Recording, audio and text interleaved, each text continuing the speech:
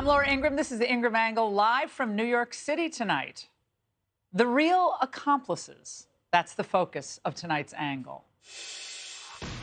Now, when the CCP sees dissent building anywhere inside China, it moves really quickly to shut it down, scrubbing all of it from their social media, such as what happened over the weekend when more than 200 students protested all those harsh COVID measures that are in place at Peking University. They're brave kids.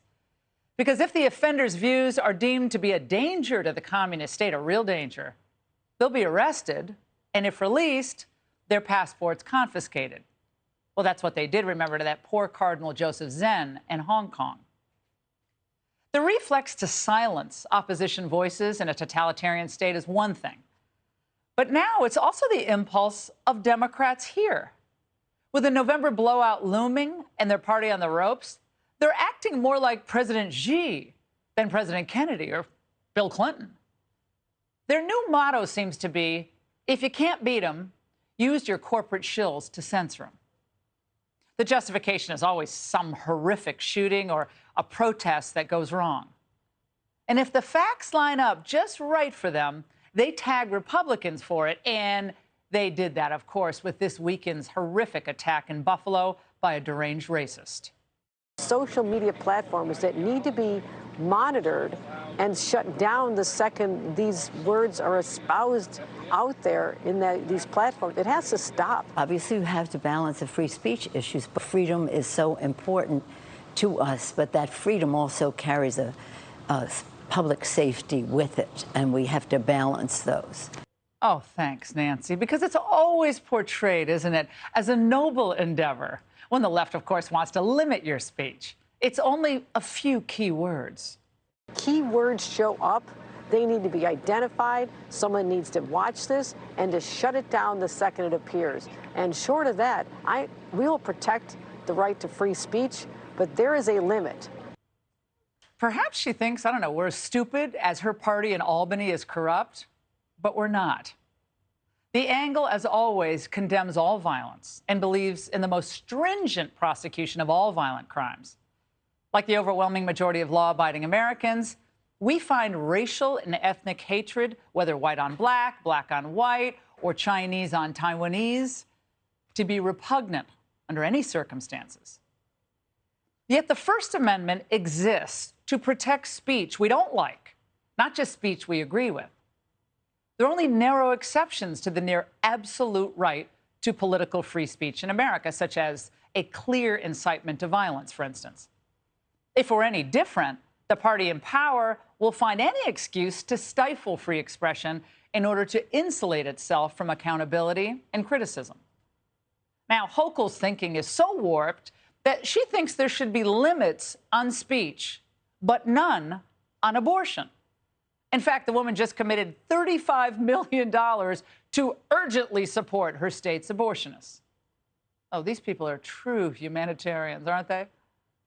And look, we don't need to belabor the point that these so-called liberals never move to circumscribe expression when the killer is a neo-Marxist, an MSNBC fan. No, no, no. In those cases, the carnage is the act of a disaffected lone wolf.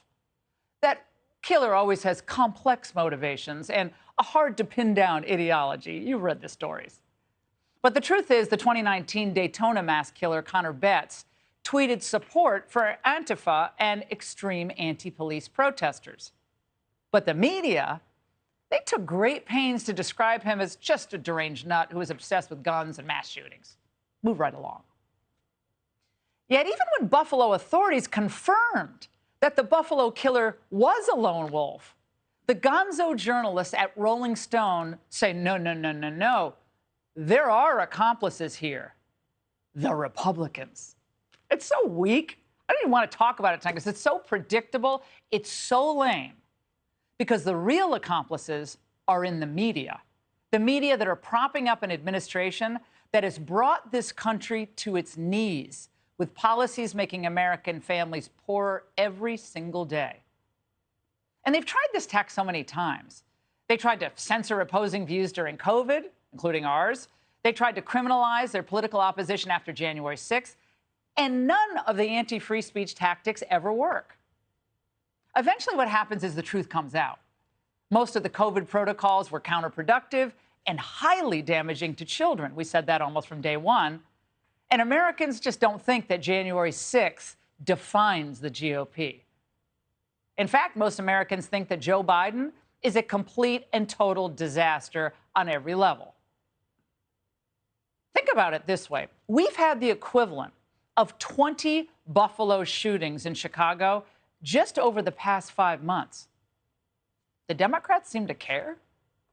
Did they look into the root causes? What to do about it? Not really. No and no, I'd say. It's all become a political game to them. It always has been. Governing matters. Policy matters. The economy matters. Education and the border matters. And you bet crime matters too. And the Democrats are 100% incapable of stopping it. Instead, they're using the federal government to canonize their sick narrative and elevate their selective concern for life. So your assessment that white supremacist extremists are the most lethal threat we face in the homeland today? Mr. Chairman, I do believe that the intelligence reflects the fact that, indeed, that is the case. Okay. We had 100,000 drug overdoses in the last year alone. It was fed largely by China and Mexico, the cartels. But white supremacy is the problem to him? If that's the case, that is horrific. It's terrible. But it's weird, though, that when recently pressed for specifics on this urgent threat, Mayorkas came up empty. How many cases involving white supremacists and domestic terrorists have you referred to DOJ for prosecution? Congressman, let me simple. Do you not have the number? It's a simple number. You've made some profoundly inaccurate statements. No. That I would like the opportunity to correct. Congressman, I will provide you with that information. So you don't know? Subsequent to this hearing. I do not have. So you can't name one case yet. According to a new report from the U.S. Department of Justice, almost half of all the criminals prosecuted in federal courts in 2018 were aliens, charged with crimes ranging from drug trafficking to murder and to kidnapping. Look, the Secretary of Homeland Security is just not a serious person. He has zero credibility on any threat assessments. After all, he presides over the massive inhumanity and criminality taking place every day and every night at our southern border. Democrats are losing America, including their once unshakable grip on minorities as well. And voters know damn well what matters most right now. It's baby food, it's gasoline, it's the border, it's wasted money in foreign wars that we haven't even declared. And they want killers, no matter what their bizarre ideology, prosecuted to the fullest extent of the law. And we know now why today's liberals love China so much, don't we?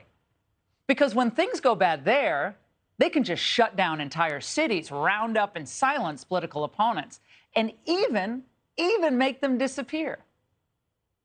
But we're the United States of America, and we're not falling for their games of distraction and demonization. And that's the angle.